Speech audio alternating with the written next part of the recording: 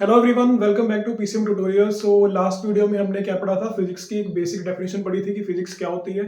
Physics क्या होती है, हमारे आसपास की जो नेचर है उसकी स्टडी।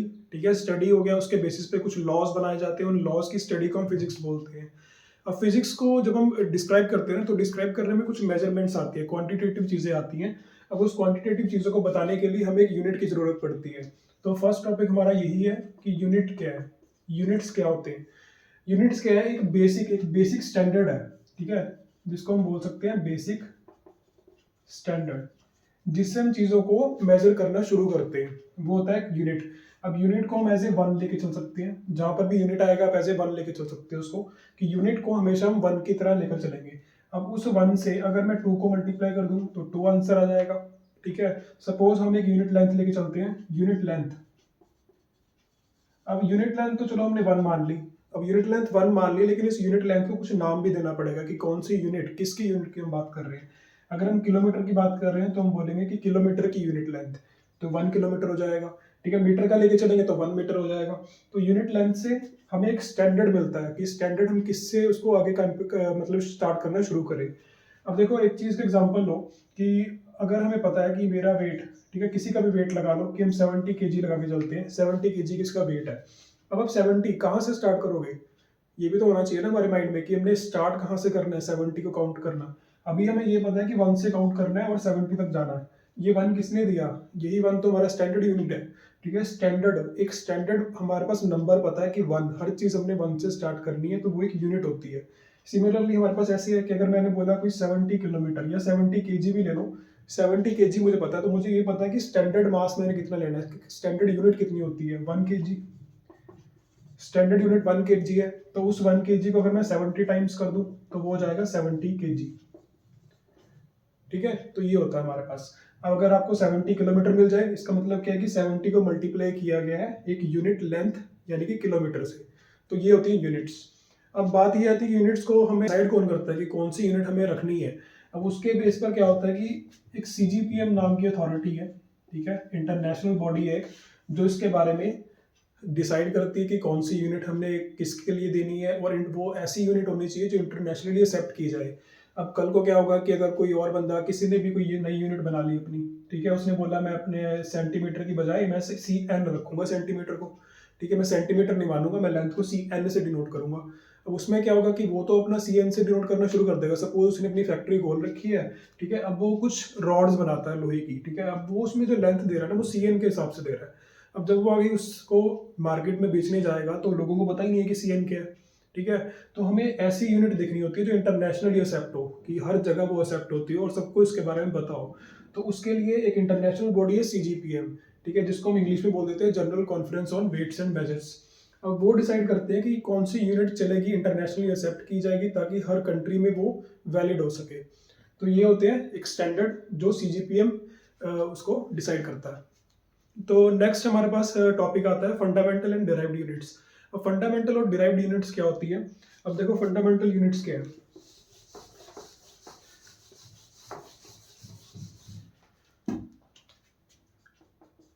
अगर हम फंडामेंटल यूनिट्स की बात करें, अब देखो, सबसे पहले मैं आपको इससे पहले ना एक इंडिपेंडेंट और डिपेंडेंट के बारे में बताता हूँ कि इंडिपेंडेंट चीजें क्या होती हैं, डिपेंडेंट क्या होती है। क्योंकि कुछ स्टूडेंट्स ऐसे होते हैं जिनको इंडिपेंडेंट और डिपेंडेंट का मतलब तो पता है, लेकिन उनको ये नहीं पता कि हमें एज ए मैथमेटिकली उसको अप्लाई कैसे करना है। सपोज मैं आपको एक अलजेब्रिक एक्सप्रेशन देता हूँ, y is equal to x plus 7। ये हमारे पास एक एक्सप्रेशन है। अब x और y की वैल्यू मान लो मुझे निकालनी है। अब मुझे पता है कि अगर मैंने x की वैल्यू 1 ली तो y क्या हो जाएगा, 8। y 8 हो जाएगा। यानी कि x के पास तो चॉइस है अपने नंबर चेंज करने की, लेकिन y के पास चॉइस नहीं है। ठीक है, अगर x की वैल्यू हम 3 रख लें तो y क्या हो जाएगा, 10 हो जाएगा। तो यहाँ से क्या पता चल रहा है, इंडिपेंडेंट कौन है यहाँ पर, इंडिपेंडेंट मतलब आजाद, पूरा आजाद कौन है, वो x है। क्योंकि x को अपना नंबर चॉइस करने की मतलब आजादी है। लेकिन y डिपेंड करता है x के ऊपर, क्योंकि जो x की वैल्यू होगी वही उसी हिसाब से y की वैल्यू बनेगी। तो ये फर्क होता है डिपेंडेंट और इंडिपेंडेंट में। अब बात आती है कि फंडामेंटल और डिराइव्ड यूनिट्स कौन सी होती है। फंडामेंटल यूनिट्स क्या होती हैं, जो एक ऐसी बेसिक यूनिट्स होती हैं जिसको मल्टीप्लाई करके, डिवाइड करके हम डिराइव्ड यूनिट्स बना सकते हैं। जैसे हमारे पास होती है 7 तरह की फंडामेंटल यूनिट्स। वो है लेंथ, सेकंड है मास, थर्ड है टाइम, फोर्थ हो गया टेम्परेचर, जिसको हम थर्मोडायनेमिक टेम्परेचर भी बोल देते हैं, ठीक है, टेम्परेचर हो गया। फिर आ गया ल्यूमिनस इंटेंसिटी, ठीक है। सिक्स्थ आता है करंट, होगा अमाउंट ऑफ सब्सटेंस। ये हमारे पास होती है 7 फंडामेंटल यूनिट्स। अब फंडामेंटल यूनिट्स क्या होती है, ये एक ऐसी यूनिट्स हैं जो किसी पर भी डिपेंड नहीं करती, ठीक है। ये सब अपने आप में है, ठीक है, इनकी किसी पर डिपेंड नहीं करेंगी। हाँ, इनको यूज करके हम और क्वांटिटीज और यूनिट्स बना सकते हैं, ठीक है, जिनको हम बोलते हैं डिराइव्ड यूनिट्स, मतलब उनको हम डिराइव करते हैं, इसलिए उसका नाम है डिराइव्ड यूनिट्स। अब लेंथ का अगर हम यूनिट देखें तो इसको कैसे डिनोट करते हैं, मीटर से। मास को हम केजी से डिनोट करते हैं, टाइम को हम सेकंड से डिनोट करते हैं, टेम्परेचर को केल्विन से, और ल्यूमिनस इंटेंसिटी को कैंडेला से, और करंट को एम्पियर से, ठीक है, जिसको हम कैपिटल ए से डिनोट करेंगे, और अमाउंट ऑफ सब्सटेंस को मोल से। ये है फंडामेंटल यूनिट्स। फंडामेंटल यूनिट्स से हम डिराइव करके और बहुत सारे यूनिट्स बना सकते हैं, जैसे कि हमारे पास हम फोर्स का एग्जांपल लेते हैं। फोर्स क्या होता है, मास इनटू एक्सेलरेशन, ठीक है। फोर्स मास इनटू एक्सेलरेशन होता है, मास तो इसके पास है लेकिन एक्सेलरेशन इसके पास नहीं है। इसका मतलब क्या कि एक्सेलरेशन भी एक डिपेंडेंट यूनिट है, डिराइव्ड यूनिट एक्सेलरेशन एक, और उसको डिराइव किस में से किया गया वो मैं आपको बताता हूँ। देखो, मास है हमारे पास, एक्सेलरेशन क्या होता है, velocity upon time, velocity per unit time. अब इसमें एक चीज और आती है कि चलो हमारे पास मास आ गया, टाइम आ गया, ये तो फंडामेंटल यूनिट्स है, लेकिन वेलोसिटी फंडामेंटल यूनिट्स में तो है नहीं कहीं पे, इसका मतलब वो भी एक डिराइव्ड यूनिट है। अब वेलोसिटी क्या होगी, वेलोसिटी आपने पढ़ा हुआ length upon time, velocity speed upon time वाला, स्पीड वाला एक फॉर्मूला आएगा इसके अंदर, जो कि आएगा लेंथ अपॉन टाइम। अब इससे क्या होगा, m इंटू, ये l ऊपर ही रहेगा, ये t नीचे आ जाएगा, ये बन जाएगा T square, m into L upon T square. अब देखो इसमें ये सब कुछ एक फंडामेंटल यूनिट्स में कन्वर्ट हो चुका है। मास भी एक फंडामेंटल यूनिट है, लेंथ भी एक फंडामेंटल यूनिट है, और टाइम भी एक फंडामेंटल यूनिट है। अब इसको हम मास को केजी की फॉर्म में लिख सकते हैं, लेंथ को मीटर की फॉर्म में, टाइम को सेकंड स्क्वायर, तो ये बन जाता है केजी मीटर पर सेकंड स्क्वायर। तो इनको हम बोलते हैं डिराइव्ड यूनिट्स, कि फोर्स एक डिराइव्ड यूनिट है जिनको हम डिराइव करते हैं फंडामेंटल यूनिट्स में से। नाउ नेक्स्ट टॉपिक है डायमेंशंस।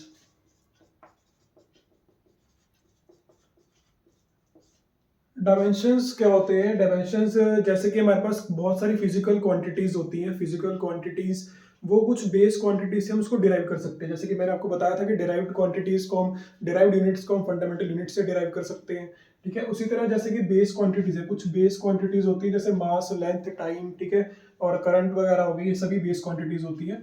उन बेस क्वांटिटीज से हम कुछ फिजिकल क्वांटिटीज को हम डिराइव कर सकते हैं।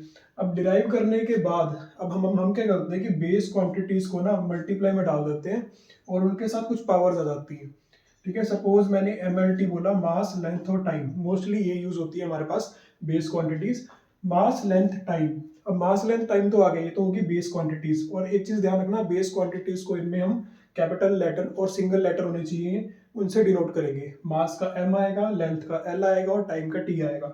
अब इनकी पावर्स में कुछ भी हो सकता है, ए बी सी, ठीक है, और ये क्या होते हैं, आपस में मल्टीप्लाई में होते हैं, तो ये होता है डायमेंशनल फॉर्मूला, और ये होती है डायमेंशंस, ए बी और सी, इनको हम बोलते हैं डायमेंशंस। तो इसको मैं एग्जांपल लेके बताता हूँ आपको। सपोज हम फोर्स निकाल रहे हैं, ठीक है, फोर्स, फोर्स क्या होता है, मास इनटू एक्सेलरेशन। फिर से हमें पहले वाले की तरह ही काम करना है कि पहले हम इसको बेस क्वांटिटीज में लेकर आएंगे, क्योंकि एक्सेलरेशन वेलोसिटी अपॉन टाइम होता है। उसके बाद वेलोसिटी का भी हम बेस क्वांटिटीज में लेकर आ सकते हैं, मास इनटू वेलोसिटी क्या होगा, लेंथ अपॉन टाइम, तो लेंथ अपॉन नीचे एक टाइम पहले से ही पड़ा है, तो ये बन जाएगा टी स्क्वायर, ठीक है। तो ये कन्वर्ट हो गया बेस क्वांटिटीज में। अब हम इनको क्या करेंगे, बेस क्वांटिटीज के बाद हम एक डायमेंशनल फॉर्मूला में इसको लेकर आएंगे। तो मास के एक बेस क्वांटिटी m है, उससे पहले हम एक काम और करते हैं, तो ये मास हो जाएगा, ठीक है। लेंथ को फिलहाल हम छोटे स्मॉल l से डिनोट करते हैं, इसको l आएगा, और t को ऊपर लिखने के लिए क्या बनेगा, m into L into T की पावर -2। अब जिनको इस चीज में डाउट है कि ये -2 कैसे हुआ, एक चीज ध्यान रखना, जो फ्रैक्शन लिख रहे होगे ना आप, जिस नीचे जो भी हमारे पास डिजिट है, उस डिजिट की जो भी पावर है, अगर आपको उस डिजिट को ऊपर लिखना है तो ऊपर लिखने के लिए उसकी पावर नेगेटिव आएगी, ठीक है, इतना जरूर ध्यान रखना।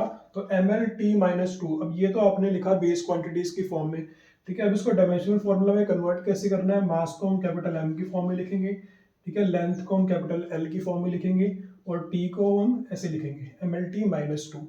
तो यहाँ पर हम ऐसे लिख सकते हैं कि फोर्स का जो डायमेंशनल फॉर्मूला है उसको हम ऐसे लिखते हैं, और या फिर आप ये जो स्क्वायर ब्रैकेट है ना इसको आप यहाँ पर भी लगा सकते हो। तो ये बन गया एक डायमेंशनल फॉर्मूला। अब इसका मतलब क्या है कि डायमेंशंस ऑफ फोर्स इज 1 इन मास, ठीक है, 1 in length and -2 in T. मैंने आपको क्या बताया था कि जो पावर्स होती है ना इनकी, जैसे mlt हो गया, जो इसकी पावर्स होती है इन्हीं को हम बोलते हैं डायमेंशंस। ये पावर्स ही डायमेंशंस होती हैं। तो जैसे मैंने बोला इसके अंदर कि पावर की बजाय हमने लिखा dimensions of force are 1 in m। यहाँ पर तो इज आना चाहिए क्योंकि सिंगल चीज है, ठीक है, इंग्लिश भी साथ साथ अप्लाई होनी चाहिए। तो dimensions of force is 1 in mass, 1 in m हो गया। डायमेंशंस ऑफ, यहाँ पर भी फोर्स आएगा, फोर्स इज 1 इन लेंथ, ठीक है, लेंथ को हमने एल की फॉर्म में लिखा।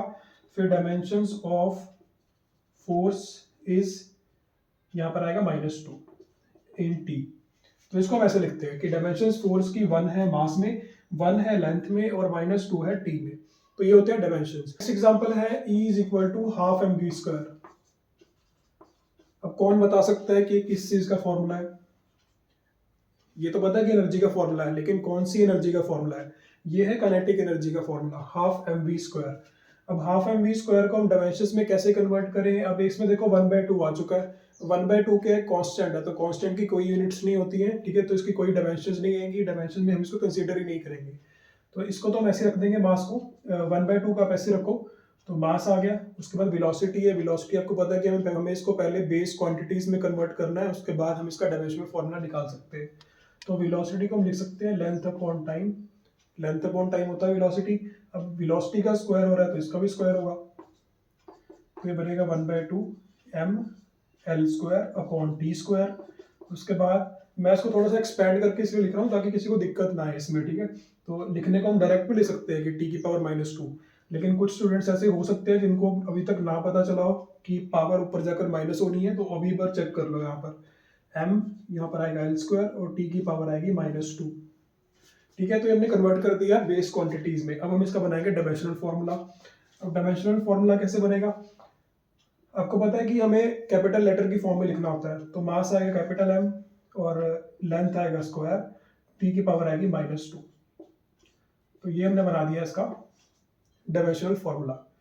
और ये है एनर्जी, जैसे हमें एनर्जी के बारे में बताया हुआ है हमने वैसे उसको लिख दिया है। अब यहाँ से हम क्या बोल सकते हैं, dimensions of energy is 1 in m, 2 in l and -2 in t। Homogeneity of dimensions in an equation. अब डायमेंशंस के किसी इक्वेशन में होमोजेनिटी होना, उसका मतलब क्या होता है?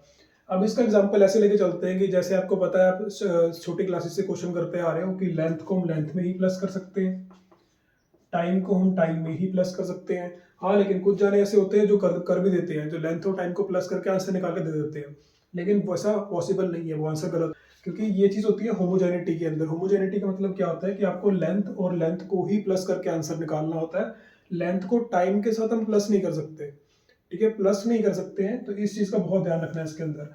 अब डायमेंशंस में ये चीज अप्लाई कैसे होती है, इसका एक बेसिक सा एग्जांपल लेते हैं। आपको एक 9th क्लास में फॉर्मूला पता होगा, S is equal to u t plus half a t square.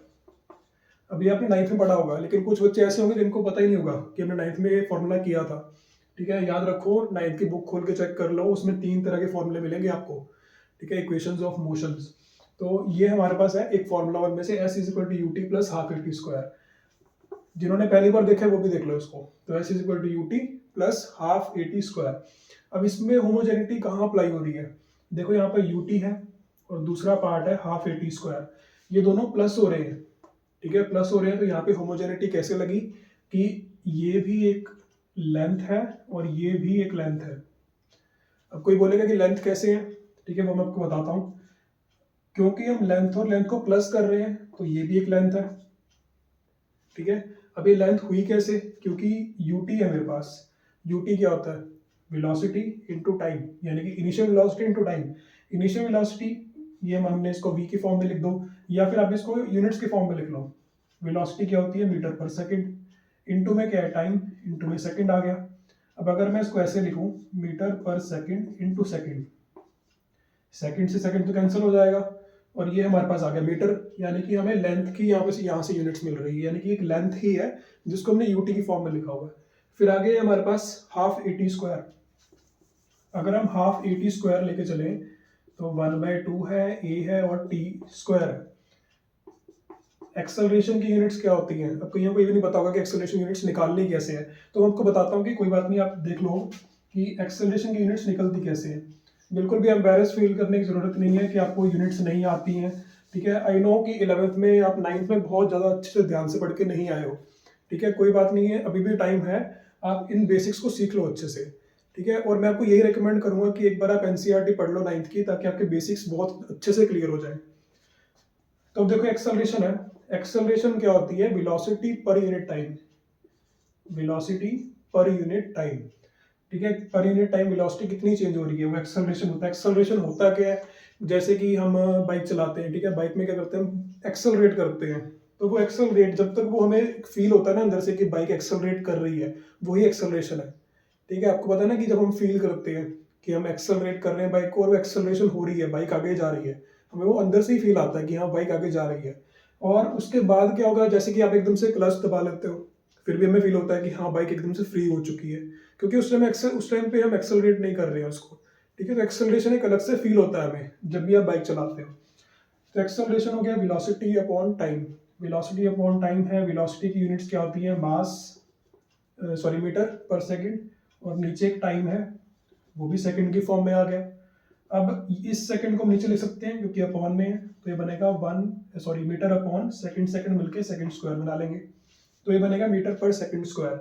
यहाँ से हमें एक्सेलरेशन की यूनिट्स मिल चुकी है। तो आपको कुछ भी लर्न करने की जरूरत नहीं है, आपको सिर्फ एक बेसिक यूनिट पता होनी चाहिए कि हम लेंथ को मीटर बोलते हैं, ठीक है, स्पीड की यूनिट्स क्या होती है, मीटर पर सेकंड होती है, टाइम को हम सेकंड बोलते हैं। तो अब ये बड़ी बड़ी जो भी आपके लिए एक्सेलरेशन एक हुआ बना हुआ है ना कि एक्सेलरेशन होता क्या है, तो वो आपके लिए ईजी हो जाएगा, ठीक है। सिर्फ आपको बेसिक फॉर्मूलाज याद रखने हैं कि फॉर्मूलाज कैसे होते हैं। तो ये हमारे पास लेंथ आ गया। अब यहाँ पर हम देखते हैं कि लेंथ आया कैसे, ये था हाफ एटी स्क्वायर, एक्सेलरेशन क्या होती है मीटर पर सेकंड स्क्वायर, अभी हमने निकाला था इसको, और इनटू में है टाइम का स्क्वायर यानी कि सेकंड स्क्वायर। अब सेकंड स्क्वायर से सेकंड स्क्वायर तो कैंसिल हो गया, ठीक है। 1/2 इसकी तो कोई यूनिट ही नहीं होती, तो यानी कि मीटर ही बचा हमारे पास, यानी कि ये भी एक लेंथ है। तो ये होता है होमोजेनिटी। होमोजेनिटी में क्या है कि हमें डायमेंशंस में भी होमोजेनिटी अप्लाई होती है, यानी कि लेंथ और लेंथ प्लस होकर ही लेंथ मिल रही है हमें, ठीक है। अब इसका एक हमारे पास से लिमिटेशन भी है। लिमिटेशन क्या है कि इसमें ना फॉर्मूला हम अच्छे से डिनोट मतलब कि पता नहीं कर पाते कि फॉर्मूला है क्या। अब सपोज मैंने ये फॉर्मूला लिखा S is equal to u t plus half a t square. अब इसी फॉर्मूले को अगर मैं मॉडिफाई करके ऐसे लिख दूं, ठीक है, तो अब अगर आप इसके डायमेंशंस निकालोगे ना तो डायमेंशंस वही आएंगी, ये भी एक लेंथ है, ये भी एक लेंथ है और ये भी एक लेंथ है। तो हम इसे मतलब पता नहीं कर पाएंगे कि फॉर्मूला मेरा सही भी है या नहीं है, ठीक है। तो डायमेंशन से हमें डायमेंशन तो मिल जाती है, लेकिन हम ये प्रिडिक्ट नहीं कर पाते कि क्या वो फॉर्मूला सही आ रहा है या नहीं आ रहा है, ठीक है। अगर आपने गलती से ये फॉर्मूला लिख दिया और आपने इसकी डायमेंशन भी निकाल दी, अब आप बाहर एग्जामिनेशन हॉल से बाहर आकर कहोगे कि मैंने तो ये डायमेंशन निकाली और बिल्कुल अच्छे से आई है, लेकिन वो गलत प्रूव हो जाएगा क्योंकि आपने फॉर्मूला ही गलत लिखा है, ठीक है। तो यही एक लिमिटेशन थी डायमेंशंस वाले फॉर्मूले की कि इसमें अगर आप कोई कांस्टेंट ले रहे हो ना, वो कांस्टेंट आपको पता ही नहीं चलेगा कि था या नहीं था। यहाँ पर कन्वर्जन ऑफ यूनिट्स में मतलब बहुत इजी होता है, इसमें आपने पहले भी बहुत सारे क्वेश्चंस किए होंगे, छोटी क्लासेस में क्वेश्चन किए होंगे कि आपको केजी से ग्राम में कन्वर्ट करना है किसी चीज़ को, ठीक है, किलोमीटर से मीटर में कन्वर्ट करना है, तो बहुत ईजी चीज़ें होती हैं इसके अंदर। लेकिन अब क्या है कि आपको पूरे फॉर्मूले को ही कन्वर्ट करना है। अब सपोज मेरे पास एक फॉर्मूला है प्रेशर का, तो प्रेशर का फॉर्मूला क्या होता है, force per unit area, force per unit area. अब मेरी बात पे ध्यान दो, फोर्स पर यूनिट एरिया बोला मैंने, ठीक है। सपोज हमारे पास ये पूरा एक बोर्ड है, ठीक है। अब इस बोर्ड में मैंने बोला कि यूनिट एरिया देखना कि यूनिट एरिया क्या है। अब सपोज मैं बोलता हूँ कि ये वाला एक यूनिट एरिया है, ये छोटा सा पार्ट, ठीक है, हम इसको यहाँ पर लेकर चलते हैं कि एक छोटा सा पार्ट यूनिट एरिया है, मैंने इसको यूनिट एरिया मान लिया। अब इस यूनिट एरिया पे मैं जितनी भी फोर्स लगाऊंगा उसको हम बोलते हैं प्रेशर, ठीक है, फोर्स पर यूनिट एरिया, तो ये हमारा होगा प्रेशर। अब इसमें देखो कि यूनिट एरिया का मतलब समझ आ चुका है आपको। यूनिट क्या होता है कि वन, जिसके डायमेंशंस 1 1 के हिसाब से हो, ठीक है। अगर आप एसआई में लेके चल रहे हो तो इसकी डायमेंशंस क्या होगी, 1 के हिसाब से होगी, 1 यूनिट लेंथ जो कि एसआई में होगी उसके हिसाब से होगी, ठीक है।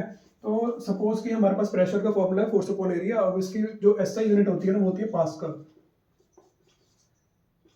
यानी कि मैंने इसको 1 पास्कल बोल दिया और 1 पास्कल इसकी एसआई यूनिट होती है। मुझे कन्वर्ट करना है इसको सीजीएस में। मेरे पास कोई एसआई यूनिट है और एसआई यूनिट को मुझे कन्वर्ट करना है सीजीएस में। अब सीजीएस क्या होता है, सेंटीमीटर ग्राम सेकंड। एसआई क्या होता है, एमकेएस सिस्टम में होता है, ठीक है। एमकेएस यानी कि मीटर किलोग्राम सेकंड और सीजीएस क्या होता है, सेंटीमीटर ग्राम सेकंड। इसका मतलब क्या है कि मीटर को मुझे कन्वर्ट करना है सेंटीमीटर में, किलोग्राम को मुझे कन्वर्ट करना है ग्राम में, और टाइम तो सेकंड का सेकंड ही रहेगा, तो मुझे ये कन्वर्ट करना है। और फोर्स अपॉन एरिया मेरे पास इसका फॉर्मूला है। अब हमें पता है कि सबसे पहले मुझे फॉर्मूले को बेसिक क्वांटिटीज में लेकर आना होगा, तभी हम इसको आगे डिराइव कर पाएंगे। और लेकिन अगर आपको और थोड़ा इजी करना है ना, तो आप डायमेंशनल फॉर्मूले में भी लेकर जा सकते हैं उसको। तो डायमेंशन से इससे क्या होगा, आपके डायमेंशंस की भी प्रैक्टिस हो जाएगी और साथ में आप उसको कन्वर्ट भी कर पाओगे। फोर्स का फॉर्मूला क्या होता है, देखो फोर्स होता है mass into acceleration, mass into acceleration. अब मास क्या होगा, एम की फॉर्म में होगा, एक्सेलरेशन क्या होगा, मीटर पर सेकंड स्क्वायर, अभी हमने पहले भी किया है। तो इसमें क्या होगा, मीटर पर सेकंड स्क्वायर। हम इसको किलोग्राम में लिख देते हैं मास को, कि किलोग्राम मीटर पर सेकंड स्क्वायर। अब ये कन्वर्ट हो गया है और यूनिट बन चुकी है किलोग्राम मीटर पर सेकंड स्क्वायर। ये आ गया हमारे पास इसका मास, सॉरी इसका फोर्स का फॉर्मूला, ठीक है। फोर्स हो गया केजी मीटर पर सेकंड स्क्वायर, ये हमारे पास आया फोर्स का फॉर्मूला। अब इस फोर्स के फॉर्मूले को हम डायमेंशंस में कन्वर्ट करते हैं, तो डायमेंशंस में क्या होगा, केजी क्या होता है, मास होता है, तो मास का एम आ जाएगा, एम यानी कि मीटर, मीटर क्या होता है लेंथ, तो यहाँ पे एल आ जाएगा, अपॉन में है सेकंड स्क्वायर, यानी कि अगर मैं इसके अपॉन में डालूं तो ये बन जाएगा टाइम का स्क्वायर। लेकिन डायमेंशनल फॉर्मूला एक सिंगल लाइन में होना चाहिए, तो हम इसको ऐसे लिख देंगे, एम एल टी की पावर -2। अब इसको ना आप हमेशा याद रखना कि फोर्स का फॉर्मूला होता है M L T -2, M L T -2। अब इसको 3-4 बार बोलोगे आपको लर्न हो जाएगा एम एल टी -2, ठीक है, ताकि आपको बार बार फोर्स का फॉर्मूला निकालना ना पड़े हर बार, और आप इसको यूज कर पाओ। फोर्स का फॉर्मूला हमने यहाँ पे लिख दिया, dimensional formula M L T -2।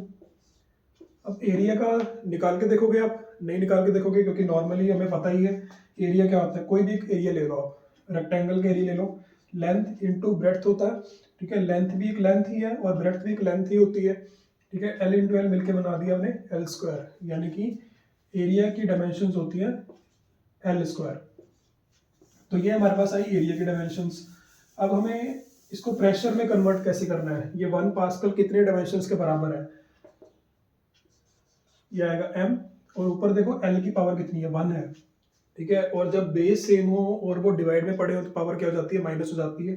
तो ऊपर है 1 और नीचे है 2, दोनों को माइनस करेंगे बनेगा -1, यानी कि l की पावर क्या आएगी, -1। सिमिलरली t में तो कोई मल्टीप्लाई डिवाइड कुछ नहीं है, तो t को वैसे का वैसे ही रहेगा। तो ये आ गई हमारे पास प्रेशर की डायमेंशंस ml -1 t -2। अब इसको अगर हम यूनिट्स में कन्वर्ट करें, m क्या होता है, मास यानी कि केजी, इसको मैं एसआई में कन्वर्ट कर रहा हूँ। एसआई क्या होता है, एमकेएस सिस्टम में होता है, एमकेएस यानी कि मीटर किलोग्राम और सेकंड इसके अंदर होगा। तो मास आ गया किलोग्राम में, लेंथ आएगी मीटर में यानी कि m की पावर -1, और टाइम आएगा सेकंड में, सेकंड की पावर हो जाएगी -2।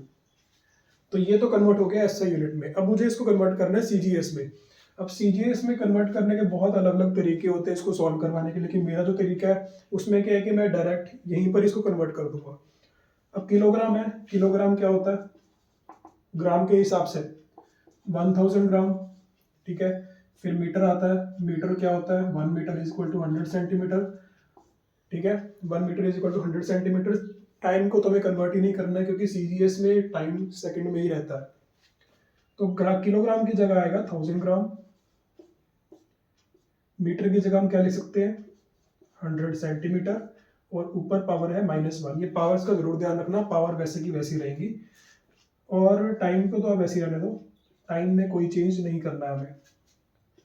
अब अगर मैं इसमें चेक करूं कि ये बनेगा 10 की पावर 3, इसको हम 10 की पावर 3 लिख सकते हैं, और ग्राम आ जाएगा। इसको हम लिख सकते हैं 10 की पावर -2, क्योंकि ये 10 की पावर 2 बनेगी और -1 से मल्टीप्लाई होके -2, ठीक है। आया समझ?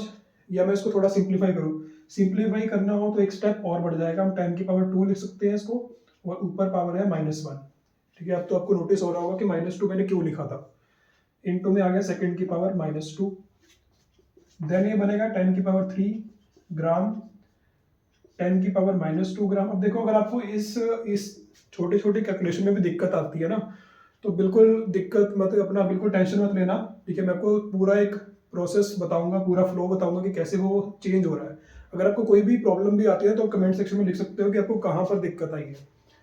ये -2 बना, और यहाँ पर हमने इसको लिखना है सेंटीमीटर। यहाँ पर आएगा सेंटीमीटर, और यहाँ पर आएगा सेकंड की पावर -2।